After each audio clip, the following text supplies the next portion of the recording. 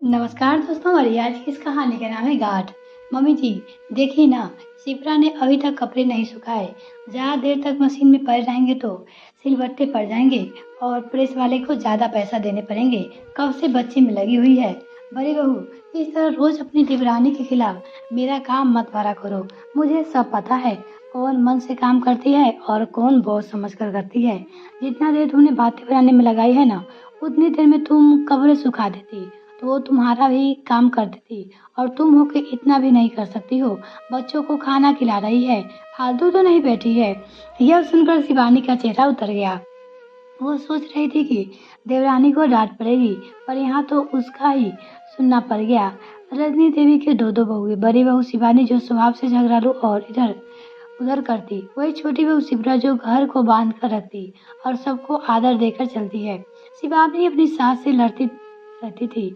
उसे लगता था कि जब से शिप्रा आई है, उसकी सास बस उसी की नाम की माला जपती है, जबकि इसके लिए वो खुद जिम्मेदार थी। अपने हिस्से काम करके वो कमरे में बंद होकर टीवी देखा करती थी, और वही जबकि शिप्रा सारा काम निपटा कर अपनी सास के पास बैठती और उसके सिर और पैरों की भी मालिश कर दिया करती। सास की अलमारी भी कभी कभी जमा देती थी।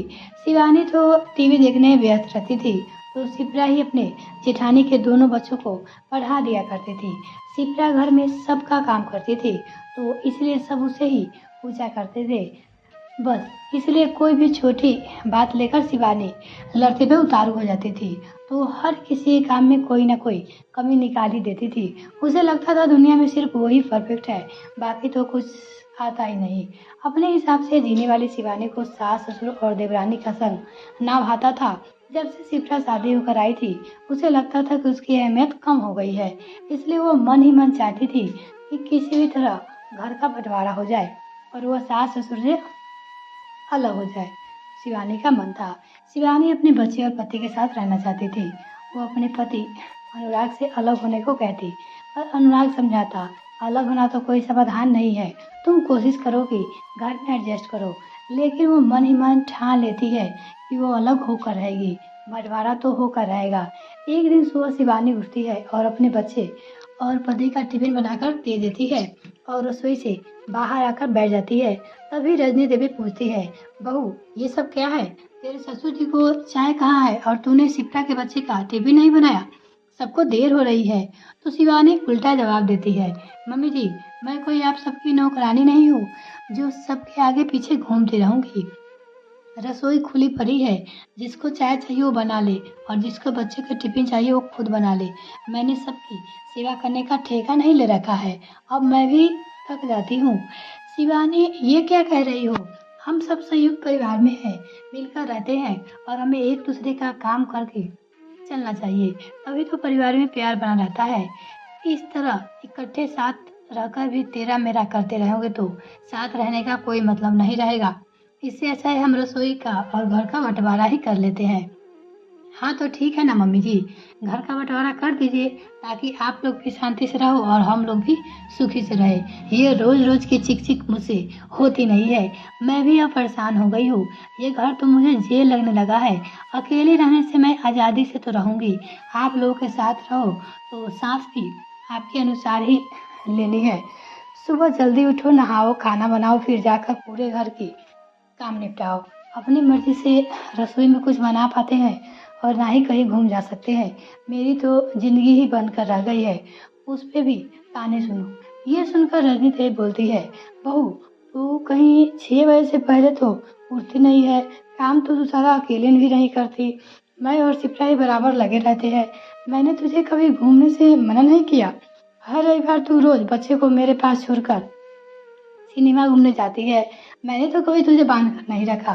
फिर तेरी मर्जी, तू अलग अगर रहना चाहती है तो रह ले।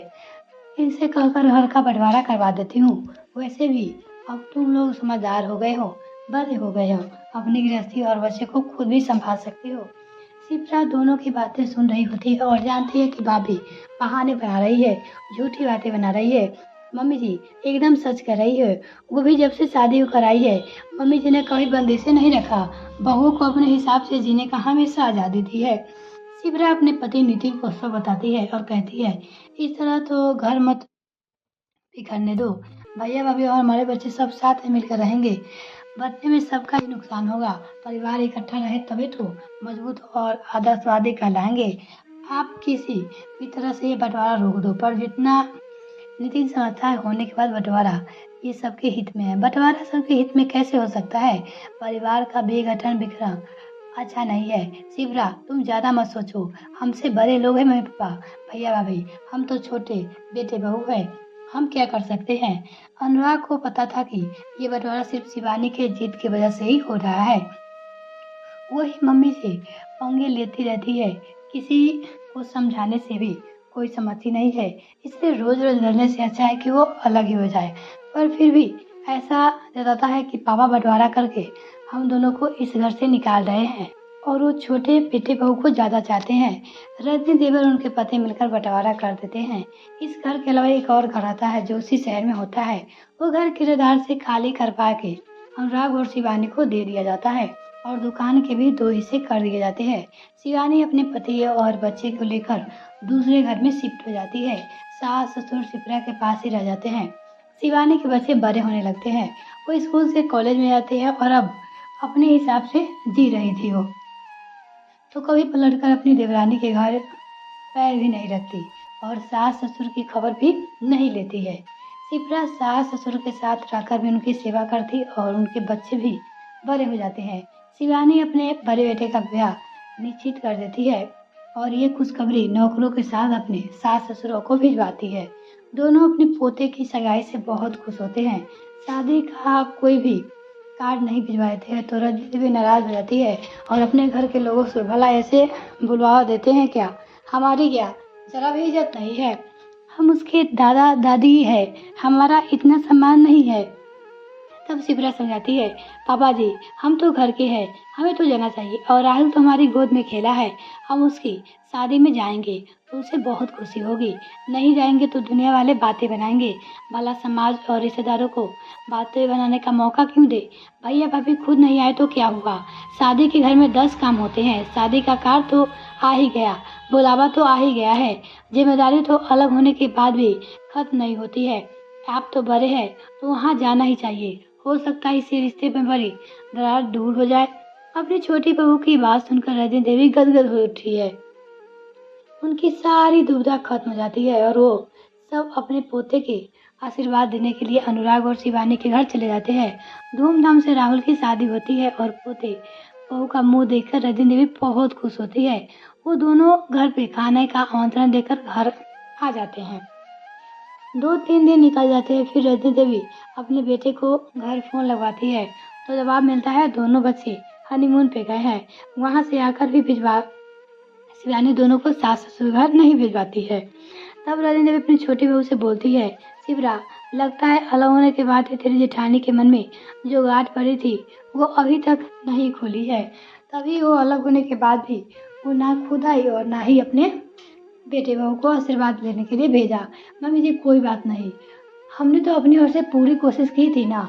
हमें तो ये लगा था कि खून के रिश्ते ऐसे थोड़ी टूट जाते हैं, अलग हो गए तो क्या, रिश्ते तो हमेशा रहते हैं।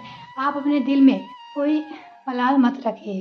कुछ समय बाद शिवरा के बड़े बेटे की भी नौकरी लग जाती है और वो भी अपने लिए बहू तलाशने लगती है। एक अच्छी लड़की मिलते ही उसका संबंध तय हो जाता है।